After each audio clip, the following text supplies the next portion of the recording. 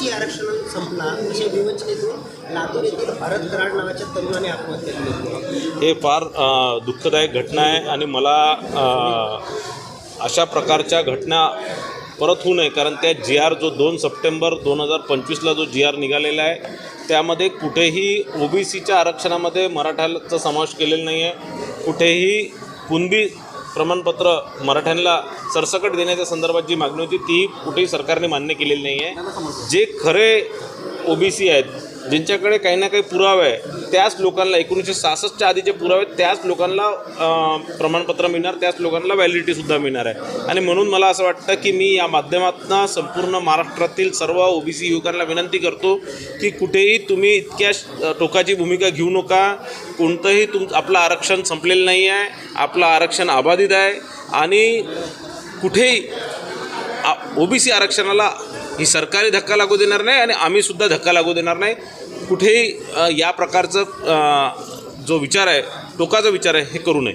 राज्यामध्ये पुन्हा एकदा औरंगजेबच्या जयघोष लावण्याच्या घटना पुन्हा एकदा राज्यामध्ये घडताना दिसत आहे. बघा, असं आहे की काही औरंग्याची औलाद आताही या महाराष्ट्रामध्ये आणि देशात आहे. या सगळ्या औरंगजेबाच्या औलादांना हेच सांगणं आहे की तुम्हाला इथे राहायचं आहे तर शांतीने राहा. इथे महाराष्ट्रात राहायचं आहे तर छत्रपती शिवाजी महाराजाची जयच म्हणा लागणार. औरंगजेबची जय म्हणणाऱ्यांना या महाराष्ट्रात आणि या देशात कुठेही जागा नाही, कुठेही स्थान नाही.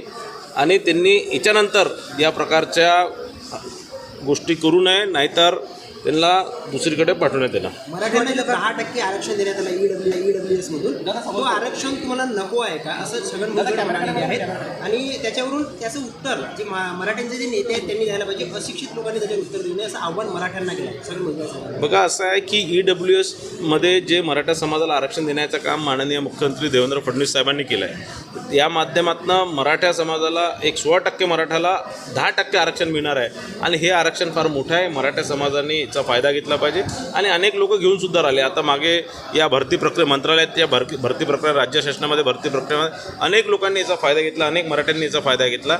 मला असं वाटतं ओबीसीमध्ये आरक्षण मागण्यापेक्षा या मराठा समाजाने EWSचा फायदा घेतला पाहिजे आणि EWSच्या माध्यमातून रोजगार असणार किंवा नोकऱ्या असणार किंवा शिक्षण असणार, यामध्ये यांचा फायदा